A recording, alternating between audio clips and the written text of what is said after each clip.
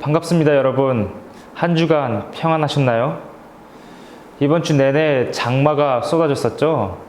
우리가 이 비가 추적추적 내리는 이때에 더욱 하나님의 말씀을 묵상하면서 우리의 메마른 심령 위에 하나님의 은혜의 담비가 우리의 가슴 속에 적셔들기를 소망합니다. 우리가 오늘 살펴볼 하나님의 말씀은 출애굽기 20장 3절입니다. 제가 읽어드리겠습니다. 너는 나 외에는 다른 신들을 섬기지 말라. 자, 여러분, 제가 여러분에게 질문 한 가지 드려보겠습니다. 우리 그리스도인들은 이 십계명 1계명을 잘 지킬까요? 아니면 잘 못 지킬까요? 너무 당연한 소리 같나요? 왜냐면 우리는 당연히 예수 그리스도를 우리 인생의 주인으로서 섬기고 또 우리 예수 그리스도만 우리 인생의 모든 것 되신다고 고백을 하기 때문이죠. 제가 여러분에게 이 질문을 드린 것은 이 십계명 1계명이 단순히 우상 숭배만을 다루고 있는 것은 아닌 것 같기 때문입니다. 우리가 이 말씀을 더 잘 이해하기 위해서는 우리가 지난주에 나눴던 십계명 서문에 대해서 한번 살펴봤으면 좋겠습니다. 우리 지난주에 이스라엘이 어떤 상태에 있었죠? 맞습니다. 바로 이집트에서 종살이 하다가 하나님에 의해서 자유를 얻게 되었죠. 그리고 하나님께서 그 불평불만하던 이스라엘을 꾸역꾸역 인도하시면서 마침내 그 시내산까지 다다르게 하셨습니다. 출애굽기 19장 8절을 보면 이스라엘은 하나님의 이러한 역사하심에 감격해서 그런지 이렇게 이야기를 합니다.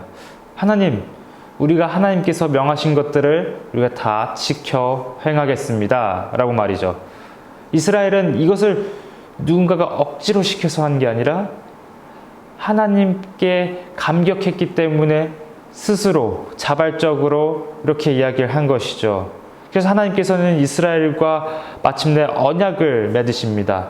이 언약이라는 의미는 무슨 뜻이냐면 하나님께서 이스라엘의 하나님이 되시고 이스라엘은 하나님의 백성이 된다는 것을 서로 약속한다는 것이죠. 이게 바로 하나님과 이스라엘이 맺은 언약의 내용입니다. 근데 이 언약이라고 하는 부분이 마치 우리 주위에 뭔가 흔히 볼 수 있는 한 장면이 떠오르는 것 같습니다.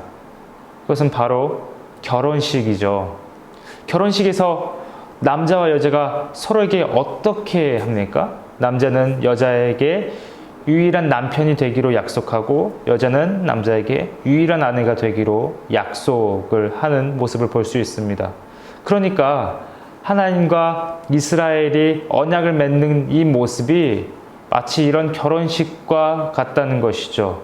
그러므로 이스라엘은 오직 하나님을 통해서만 만족을 누려야 되고 하나님은 오직 이스라엘에게 은혜를 베푸시고 그들을 보호하실 그런 의무가 생기게 된 것입니다. 우리가 이런 이해를 가지고 다시 오늘 본문 말씀인 3절을 봤으면 좋겠습니다. 3절을 원문으로 살펴보면 이렇게 이야기할 수 있는데 마치 이게 지금 우리가 보는 성경보다 조금 더 하나님의 심정이 무엇인지 생생하게 엿볼 수 있는 것 같습니다. 제가 읽어드리겠습니다. 너는 너를 위해 다른 신들을 내 얼굴 앞에 두지 말라. 자, 제가 다시 한번 이야기를 해드릴게요. 너는 너를 위해 이스라엘 너 자신을 위해서 다른 신들을 내 얼굴 앞에 두지 말라라고 말씀하신 겁니다. 좀 이상합니다. 방금 전에 하나님께서 이스라엘과 언약을 맺으셔서 마치 결혼식을 한 것처럼 이렇게 보였는데 하나님께서 이스라엘에게 주신 첫 번째 계명이 바로 이런 계명인 것입니다. 여기서 하나님께서는 이스라엘은 오직 다른 것들을 통해서 만족을 얻지 말고 자기 자신의 그런 만족을 위해서 다른 신들을 두지 말고 하나님만 바라보고 하나님 한 분만으로 만족하라는 것이죠. 근데 이스라엘은 이 광야 생활 40년 동안 계속해서 하나님과 동행하면서 신혼 생활과 같은 그런 생활을 보냈습니다. 그리고 마침내 약속된 땅, 그 가나안 땅에 들어가게 되었죠. 그 가나안 땅은 광야 생활과는 다르게 풍요함이 넘쳤던 곳입니다. 거기서 농사를 지을 수 있었고 땅의 소산물을 먹을 수 있었고 그 소산물을 통해서 풍요함을 누릴 수 있었던 곳이 바로 가나안 땅이죠. 근데 이 풍요함은 하나님께서 주신 선물입니다. 근데 문제는 이스라엘이 이 풍요, 하나님께서 주신 이 선물을 하나님보다 더 우선시하기 시작했다는 것이죠. 이 풍요가 우선시되면서 하나님은 바라보지 않고 어떻게 하면 이 풍요를 더 누릴 수 있을까?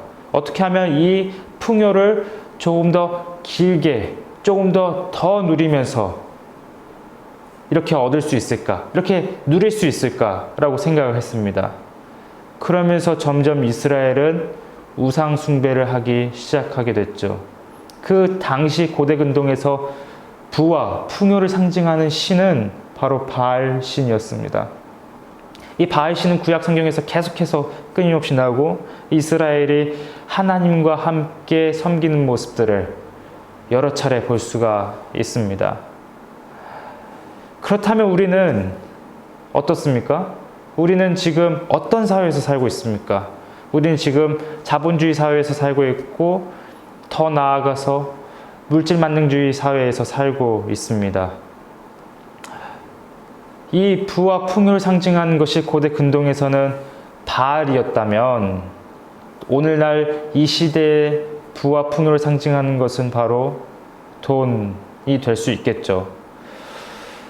예를 들어 우리에게 주어진 의무와 특권은, 우리 학생들에게 주어진 의무와 특권은 바로 뭡니까? 공부입니다.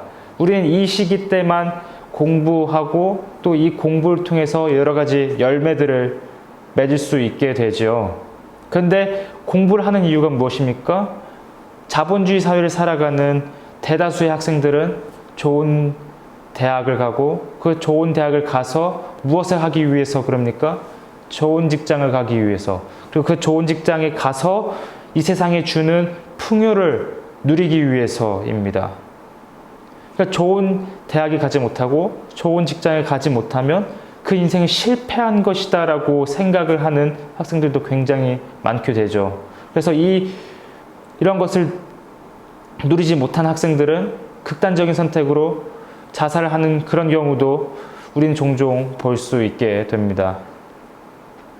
그렇다면 우리는 이미 하나님과 우리 사이에 풍요가 우상이 되어서 그 풍요가 우리의 마음을 사로잡아서 우리의 우상이 됐을지도 모르겠습니다. 풍요는 하나님의 선물이지만 하나님께서 우리가 이 세상에서 살아갈 수 있는 하나의 선물이지만 그것이 하나님을 대신해서 우리의 마음속에 가장 첫 번째가 된다면 그것은 우리에게 있어서 우상이 되는 것이고, 그것은 바로 우리 이스라엘이 하나님과 함께 바알을 섬겼던 것과 같은 모습이 될 것입니다. 아마 여러분은 도덕 혹은 사회 시간이나 아니면 세계사 시간을 통해서 칼뱅의 직업소명설이라는 말을 들어봤을지도 모르겠습니다. 이 직업소명설은 무엇이냐면요, 하나님께서 우리 삶의 자리에서, 학생이라면 그 공부의 자리에서, 어른이라면 그 일하는 자리에서, 어떤 누구든지 간에 삶의 자리가 하나님께서 부르신, 하나님의 나라를 이루어가기 위해서 부르신 그 자리라는 것입니다. 이들에게 있어서, 그리스도인들에게 있어서 하나님의 백성이 이 땅에서 살아가는 것은 풍요를 누리기 위해서가 아니라, 그 풍요를 우상시해서 살아가는 것이 아니라 그 풍요를 하나님과 함께 이 하나님 나라를 이루어가는 데 있어서 도구로 사용한다는 것이죠. 그러므로 예를 들어서 우리에게 있어서 공부의 목적은 단순히 좋은 대학을 가고 단순히 좋은 직장을 얻어서 사는 것이 아니라 하나님 나라를 위해서, 하나님의 영광을 위해서 살아가는 것입니다. 그것이 우리의 공부의 목적이 되어야만 합니다. 이것이 1계명이 의미하는 진짜 의미입니다. 단순히 우상을 숭배하는 것이 아니라요. 우리의 마음을 빼앗고 우리의 마음이 하나님 외에 어떤 것으로부터 가장 만족을 느낀다면 그것은 우리의 우상이 될 수 있습니다. 여러분의 삶 속에서 어떤 것으로부터 만족을 느끼고 있습니까? 여러분의 삶 속에서 만약에 어떤 것이 없어진다면 내 인생이 실패한 것 같아. 어떤 것이 없어진다면 내 인생은 망하고 끝난 것 같아 하는 것이 있습니까? 그것이 저와 여러분의 우상이 될 수 있습니다. 우리는 오직 하나님 한 분만으로 만족을 누리고 예수 그리스도에 의해서 새 출애굽을 한 새롭게 죄로부터 이집트에서 탈출한 우리는 하나님의 은혜로 말미암아 살아가는 것이고 하나님께서 우리의 하나님이 되시고 우리는 하나님의 백성이 되어서 그 사실로부터 우리는 하나님의 은혜와 하나님의 평강을 가지고 살아가는 것입니다. 하나님께서 우리의 유일한 만족이 되시는 것이지요. 우리가 이런 사실을 잘 기억하면서 이번 한 주를 보냈으면 좋겠습니다. 과연 저와 여러분은 하나님 한 분만으로 만족하고 있는 것인지, 과연 저와 여러분은 하나님 외에 다른 것들에게 우리의 마음을 빼앗긴 것은 아닌지 살펴보는 이번 한 주가 되었으면 좋겠습니다.